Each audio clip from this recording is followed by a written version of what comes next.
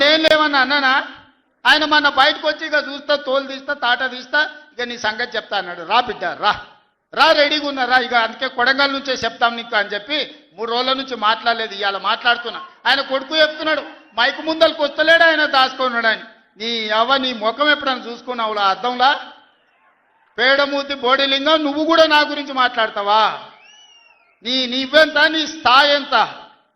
అయ్య పేరు చెప్పి బతికటోనివి నువ్వు, ఆంధ్రలో గుంటూరులో గుడివారిలో చదువుకున్న నువ్వు, నీకేం తెలుసు తెలంగాణ గురించి, మా పౌరుషం గురించి?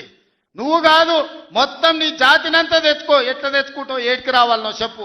మా ఊరు అన్నారా, మేమన్నా మీ ఊరికి వస్తాం. ఎవడు భయపడుతుండో సంగతి తేలుస్తా. వెనకటికోసారి చెప్పిన గిట్లనే గజ్వేల్కి వచ్చి చూడు అని చెప్పిన, గజ్వేల్కి వస్తా బిడ్డ, నీ నెత్తి మీద కాలు పెట్టి తొక్కుతా అని. గజ్వేల్కి లక్షలాది మంది కార్యకర్తలతో పోయినాం, కాలు మీద పెట్టి తొక్కితే పాతాళానికి పోయిన మళ్ళీ ఇప్పటి వరకు తేలలేదు.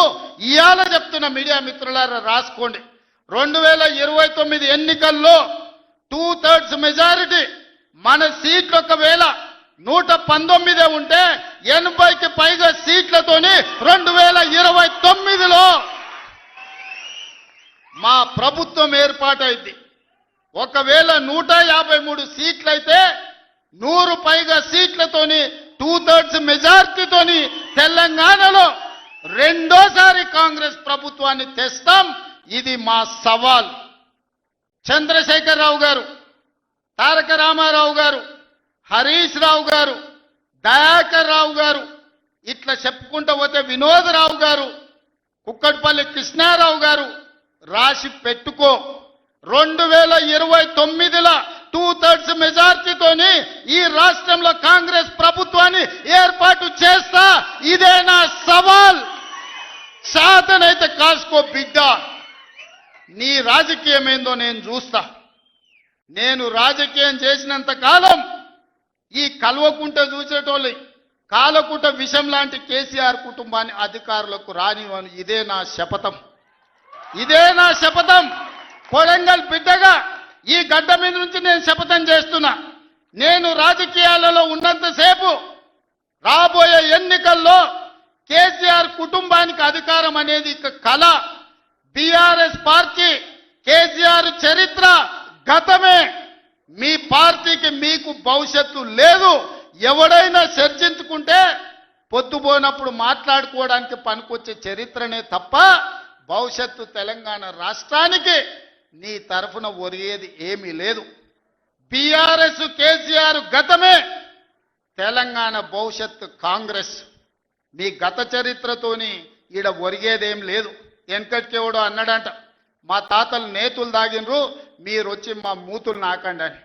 అట్లా ఉన్నది.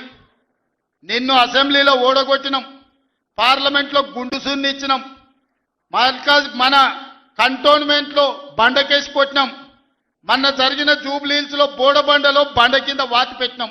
నిన్నగాక మొన్న జరిగిన సర్పంచులల్లా 12,726లో 8,335 సర్పంచులను గెలిపించుకున్నాం.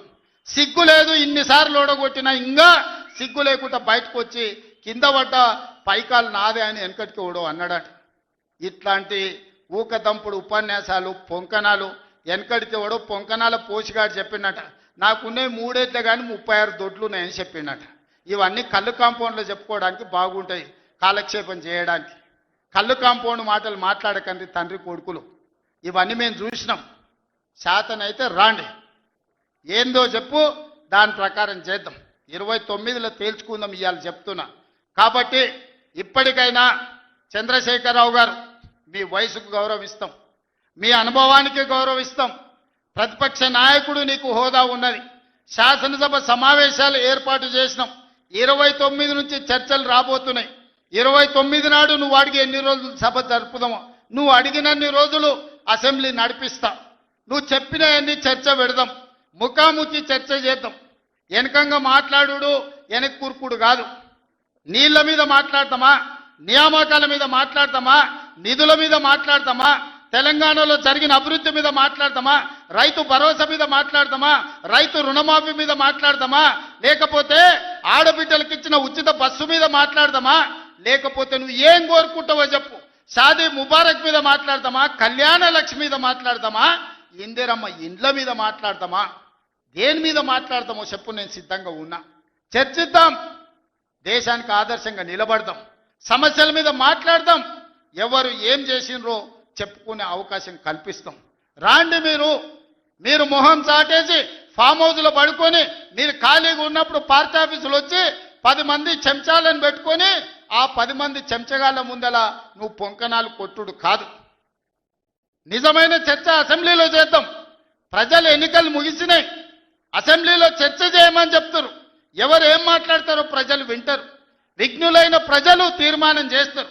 ఇలా సర్పంచులు అయిపోయినాయి, గ్రామ సభ పెట్టి సమస్యలను పరిష్కరించాల్సిన వాళ్ళు మళ్ళా సందు ఇల్లు తిరుగుతుందా అంటే ఏమన్నా అర్థం ఉందా? సర్పంచులారా మీరు చెప్పండి. ఇల్లు తిరిగినరు, ప్రజల దగ్గరకు పోయిరు, ప్రతి తలుపు తట్టిరు, ప్రతి గుండెకి చేరు, నమస్కారం పెట్టిరు, గెలిస్తే వాళ్ళు తీర్పు ఇచ్చారు, మీరంతా సర్పంచులు అయ్యారు. గ్రామ సభ పెట్టి గ్రామ పంచాయతీలో మాట్లాడుకోవాలి, అంతేనా? వార్డు మెంబర్లు, ఉప సర్పంచ్, సర్పంచ్ కూర్చొని మాట్లాడుకొని ఏ సమస్యలున్నా పరిష్కరించుకుంటాం. అది ఇచ్చిపెట్టి మళ్ళీ ఎవడో పోరంబోకోడు ఇల్లు తిరుగుదాం రా అంటే పోతారా? ఇవాళ కేసీఆర్ కూడా గట్టే మాట్లాడుతున్నాడు. ఈడ మాట్లాడదాం రావంటే రంగారెడ్డి జిల్లాలోటి, పాలమూరులోటి, నల్గొండలోటి ఆయన మీటింగులు పెడతాడంట. నువ్వు మీటింగులు పెట్టకపోతే సంతలో పోయి బర్లను కాసుకో, మేము వద్దంటున్నామా? మాదేం పోయింది? నీకు పొద్దు పోకపోతే మా కల్వకుర్తి సంతల్లో, కొడంగల్ సంతల్లో, ఇటకెళ్ళ మా ఎడ్ల సంతలు బొచ్చడు ఉన్నాయి. మత్తల్లో కూడా లేదు. పెబ్బేర్ల పెద్ద సంత ఉన్నది, పసల సంత. పోయి ఆడ పసల కాడ పోయి బర్రం కాసుకోపో, నేను వద్దంటున్నానా? నాదేం పోయింది? నీకు ఎట్లాగూ పని లేదు, ఖాళీగా ఉన్నావు. ఖాళీగా ఉన్నాడు పోయి ఆ పెబ్బేరు సంతలో బర్రెలు కాసుకోపో, బర్రెలు కొనుక్కోపో, నేను వద్దానా? చర్చ చేయడానికి సభ ఉంది, అర్థవంతమైన చర్చలు చేద్దాం, తెలంగాణ ప్రజలకు వివరిద్దాం. అప్పుల మీద వివరిద్దామా, అభివృద్ధి మీద వివరిద్దామా, ఉద్యోగ నియామకాల మీద వివరిద్దామా, నీళ్ల మీద వివరిద్దామా, నువ్వు కట్టి కూలిన కాళేశ్వరం మీద మాట్లాడదామా, టెలిఫోన్ ట్యాపింగ్ మీద మాట్లాడదామా, సొంత బిడ్డనే ఇంటల్లుడు ఫోన్ ట్యాపింగ్ చేసినోడు ఇంతకంటే సిగ్గులేనోడు ఉంటాడా అని వాళ్ళు చెప్తారు.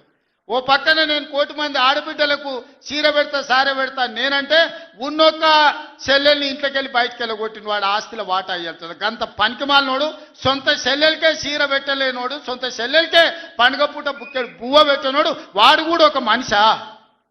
మా ఆడబిడ్డలను ఆలోచన చేయమని అంటున్నా. ఏం ఆశిస్తామమ్మ పుంటింటి కాడ మనం? చెప్పురి. మెట్టింటికి వచ్చిన తర్వాత పండుగ పూట ఇంత బుక్కెడు పువ్వు పెడతాడు, మా అన్ననో తమ్ముడో ఉంటే చీర పెడతాడు, ఇంటి ఆయన ముందర ఇజ్జత్ పోకుంటూ ఉండని కానీ కోరుకుంటాం. గంతేనా? వాళ్ళ ఆస్తి అడుగుతామా? ఆడపిల్లలు మీరు సగం మంది సర్పంచులు ఉన్నారు కదమ్మా, ఆడపిల్లలారా మీరు చెప్పండి. పుట్టింటి గౌరవం నిలబెట్టడానికైనా ప్రయత్నం చేస్తారు కదా మీరు మీ అత్తగారింటి కాడ. వాళ్ళ ముందర మీకు ఇజ్జత్ లేకుండా పండుగ పూట తల్లిదండ్రులు వాడు అన్ననో తమ్ముడో ఉంటే పండుగకి ఇంటికి కూడా విలువకపోతే మీ అత్తగారి ఇంటికాడ, పక్కింటి కాడ, తోటికోడల ముందర ఇజ్జత్ పోతుంది. అమ్మ గిత్త కంటే అవమానం ఉంటుందా? ఓ పిలిచో సారి చీర పెట్టకపోయినా మీరే కూడా పెట్టుకుని ఉంటే వానికి ఇచ్చో చీర కొని నువ్వు పెట్టినట్టు అని చేయరా అంటాం. పుట్టింటి ఇజ్జత్ ఎవరని తీస్తారా? ఏ ఆడబిడ్డనన్నా తెలంగాణలో ఉన్న ఆడబిడ్డ ఎవరైనా ఎంత కష్టమని ఉండని, ఎంత నష్టమని ఉండని, పుట్టింటి ఇజ్జత్ నిలబెట్టడానికైనా ప్రయత్నం చేస్తుంది కదా. మీరు అందరు కూడా తెలంగాణ ఆడబిడ్డలే కదా. ఇవాళ ఇంతో అంతో తండ్రి గాలికి సంపాదించిన దాంట్లో వాటా ఇవ్వాల్సి వస్తుందని మెడలు పట్టి దొబ్బితే నీ సొంత చెల్లెలకే సమాధానం చెప్పలోని ఆయన నాకు సవాలు ఇసురుతున్నాడు. ఈ అవ్వ లాగులో తొండలు ఇచ్చి కొత్త బిడ్డ నేను అనుకుంటున్నావేమో. నా సంగతి ఇంకా తెలియదు. మీ నాయనని అడిగి ఇంటికి పోయి చెప్తాడు. అమెరికాలో బాత్రూమ్లు అడిగినట్టు అనుకుంటున్నావు నాతో మాట్లాడు అంటే, నేనేదో మంచుకుంటూనే పోని అవల పోరోడు గాలికి తిరిగేటోడి గాలికి అంతో నాకెందుకని ఇవన్నీ వేషాలు. ఇంకా పక్కలో ఒక నలికుట్లోడు ఉంటాడు, 6 అడుగులు ఉన్నా అనుకుంటాడు, ఆ తలకాయ ఎక్కడుందో నాకు తెలియదు. కేసీఆర్ వచ్చి గర్జించిందంట, గర్జనకు నేను పోయి లోపల దాచుకున్నంట. ఇక కేసీఆర్ గర్జనలు గర్జించినట్టు లేవురా నాయన. మన గాడిదలు ఏం చేస్తావా? ఒండ్ర పెడతాయా? ఏమంటారు గాడిదలను? గాడిదలు అరిస్తే ఏమంటారు నరసింహ? గట్లున్నది.